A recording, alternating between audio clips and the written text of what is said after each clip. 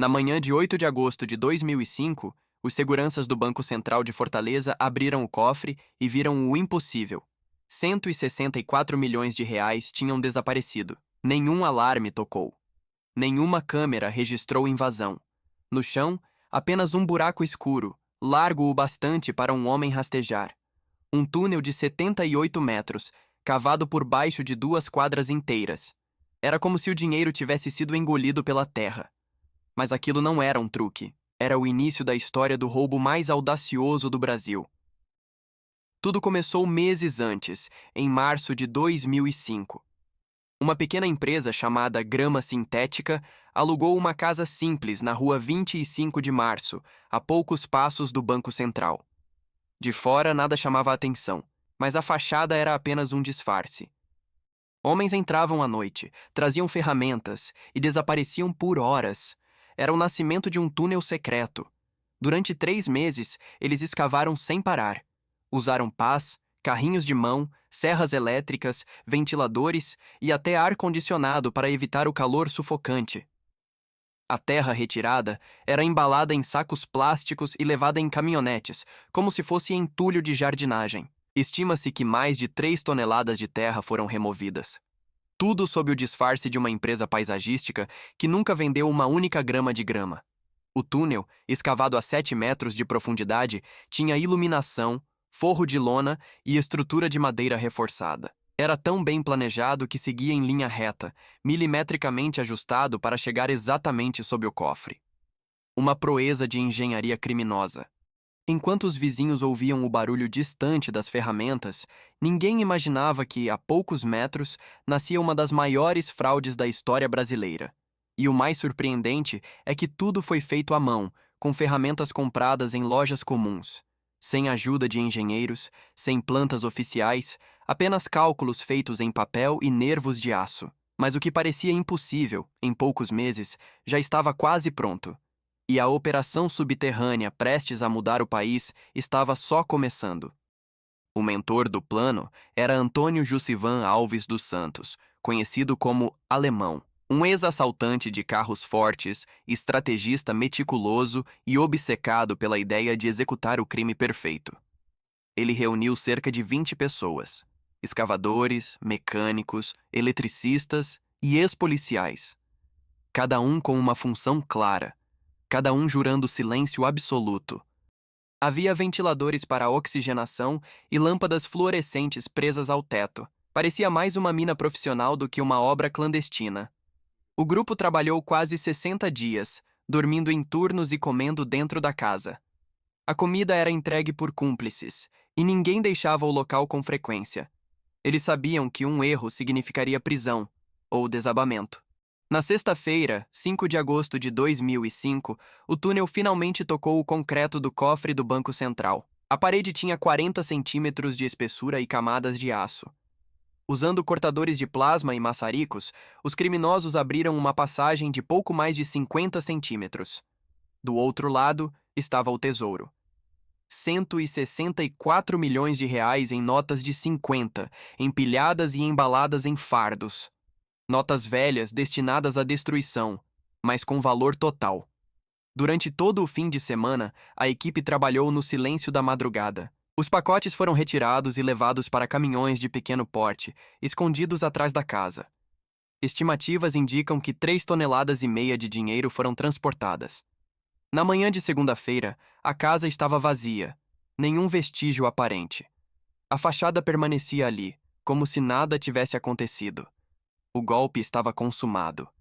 Em menos de 72 horas, o grupo havia realizado o maior roubo em dinheiro vivo da história do país. E o país ainda nem sabia. Segunda-feira, 8 de agosto. Os funcionários do Banco Central chegaram para mais um dia comum. Mas, ao entrarem no cofre, encontraram o caos. O chão estava rasgado, o buraco aberto, o túnel escuro desaparecendo no subsolo. E as prateleiras vazias. O cofre que guardava o coração financeiro do Nordeste havia sido esvaziado. 164 milhões de reais sumiram sem deixar rastro. A notícia correu o Brasil em minutos. Telejornais interromperam a programação, Repórteres cercaram o banco, curiosos se amontoaram nas calçadas. Parecia mentira, mas era fato. Quando os peritos da Polícia Federal chegaram, o que encontraram beirava o inacreditável. O túnel tinha sistema elétrico completo, estrutura reforçada e até ventilação contínua. Nenhum alarme havia sido acionado, porque o banco simplesmente não tinha sensores no piso. Uma falha absurda, mas real. Enquanto os investigadores desciam pelo túnel, o país tentava entender como um grupo de ladrões havia superado o sistema bancário nacional. Era um crime tão ousado que parecia desafiar a lógica. E no meio da curiosidade, crescia o medo. Se eles conseguiram invadir o Banco Central, o que mais poderiam fazer? A Polícia Federal montou uma força-tarefa com mais de 150 agentes. A primeira pista estava na própria casa da grama sintética. Ferramentas, notas fiscais e impressões digitais levaram a um nome: Alemão. Ele era conhecido por golpes anteriores e tinha desaparecido pouco antes do roubo. A partir dele, a polícia mapeou a rede: ex-presidiários, falsificadores e até empresários envolvidos na lavagem do dinheiro. Mas o caso tomou rumos ainda mais sombrios. Em poucos dias, começaram a surgir notícias de sequestros, assassinatos e brigas internas entre os ladrões. A fortuna, ao invés de trazer liberdade, trouxe morte. Um dos líderes foi encontrado morto em um matagal. Outro, sequestrado por quadrilhas rivais. Vários dos envolvidos gastaram o dinheiro de forma tão extravagante que chamaram a atenção da polícia. Compras de carros de luxo, fazendas, festas, casas novas. Enquanto isso, o país assistia, dividido entre fascínio e indignação. O crime era visto por uns como genialidade, por outros como um retrato da impunidade brasileira. No fim de 2005, Alemão foi preso em São Paulo. Ele negou envolvimento, mas o dinheiro recuperado em sua casa, notas com números de série rastreados, o condenou. Outros comparsas também foram capturados. Vários dos envolvidos prestaram depoimento e entregaram parte do esquema. Mesmo com dezenas de prisões, apenas cerca de 20 milhões de reais foram recuperados. O restante desapareceu no ar. Ou melhor, nas sombras do submundo. Com o passar dos anos, o assalto ao Banco Central ganhou outro nome entre os policiais: o dinheiro amaldiçoado. E não foi por acaso. Quase todos os envolvidos tiveram destinos trágicos.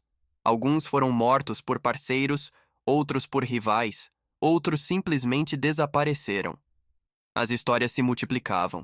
Um dos ladrões, que comprou uma frota de carros esportivos, foi assassinado semanas depois. Outro tentou investir em um posto de gasolina, mas foi sequestrado antes da inauguração.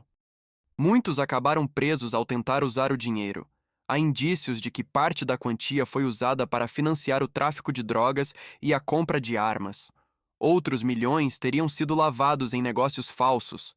Mas o que nunca mudou foi a sensação de que o dinheiro parecia amaldiçoar quem o tocasse. Moradores do bairro onde ficava a casa afirmam ouvir ruídos estranhos no subsolo, até hoje. Histórias? Talvez, mas as tragédias foram reais.